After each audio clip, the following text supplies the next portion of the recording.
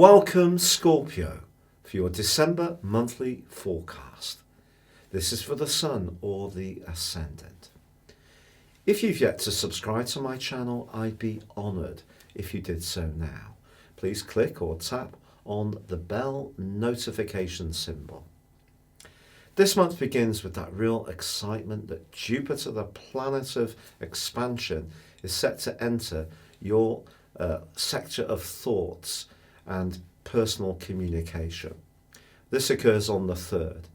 But there's more than this, Scorpio, for you as you start this new month, because Venus, the planet of love and attraction, is also in this location and linking with Ceres, the asteroid, which is very much to do with nurture. Don't underestimate the impact that your personal communication can have on others this month.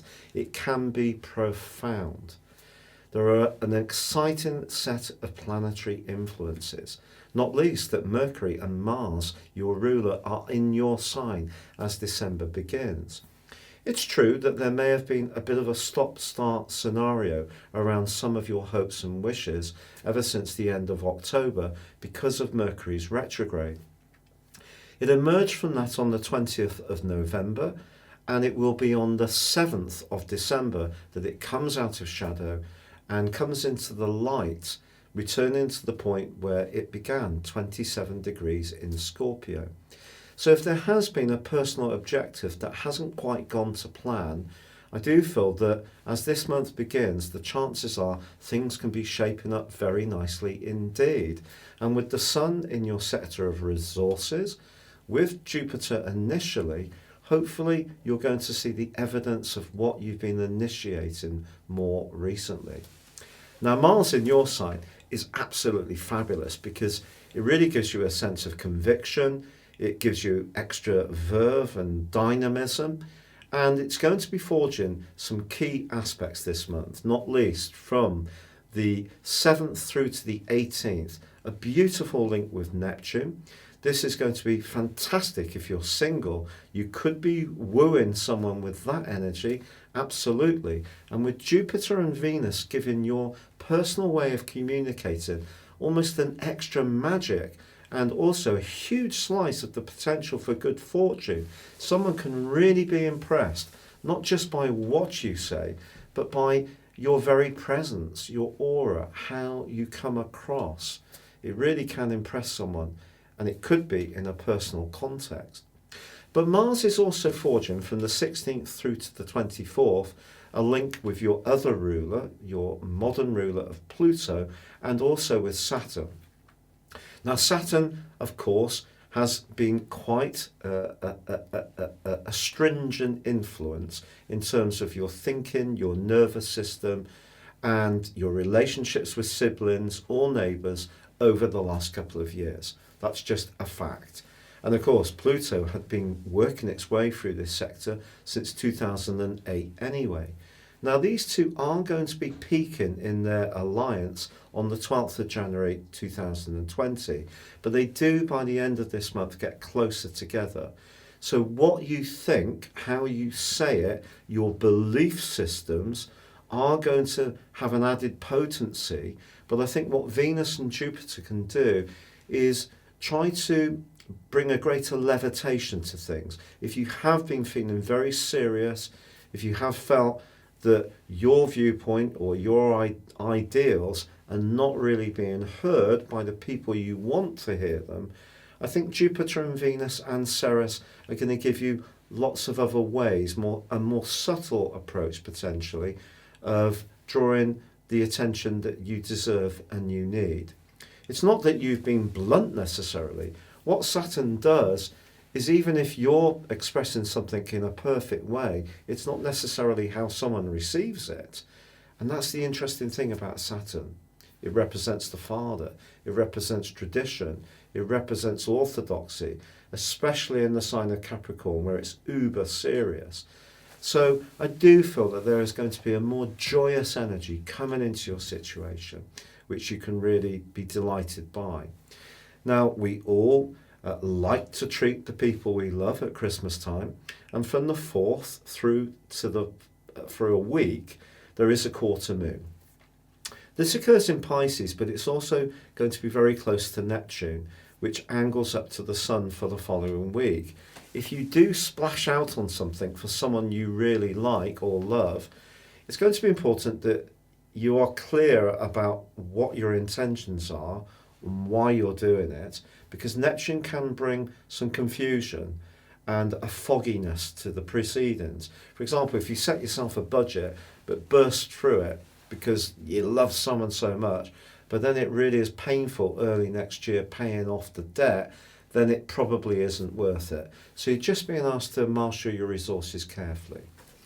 But then on the 7th, Mercury emerges from shadow, but also Venus starts to forge a quite magical link with Neptune. You could have a conversation across that group of days which really could impact on your senses. Yes, it can be true love, literally. Now, of course, with Neptune in the mix, there can be distortion. So until you get to know someone, probably best to keep a little bit of yourself back. But I think with Mars also linking brilliantly with Neptune, from the 7th through to the 18th, as I said before, then make yourself availing to the potential to link with people, to express yourself, to have a joyful interaction, particularly if it does take in the more traditional energies of Christmas time. So more about simpatico, showing good-heartedness. These things can be very uplifting for your soul, and you could find yourself being the initiator in these kind of transactions. Now, Mercury moves on the 9th out of your sign and into Sagittarius. It's in detriment here, technically not its best place, but for you, it can bring a little bit more logic to your spending decisions. The 12th, however, does see a full moon in Gemini.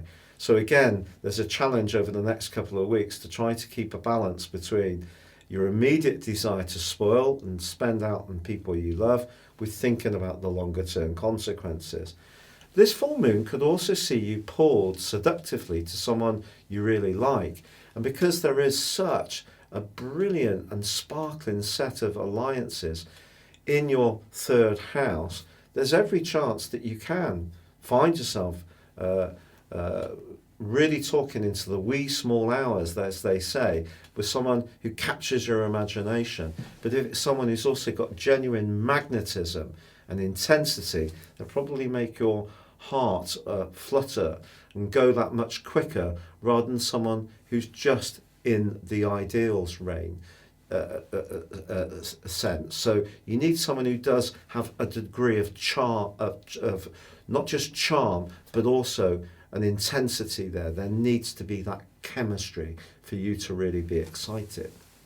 Now, it is true on the 20th, Venus moves out of the sign of Capricorn and into Aquarius. This is very much to do with your home zone, and through till the midpoint of January, don't be surprised if you buy something from the winter sales which adds to your comfort in your abode.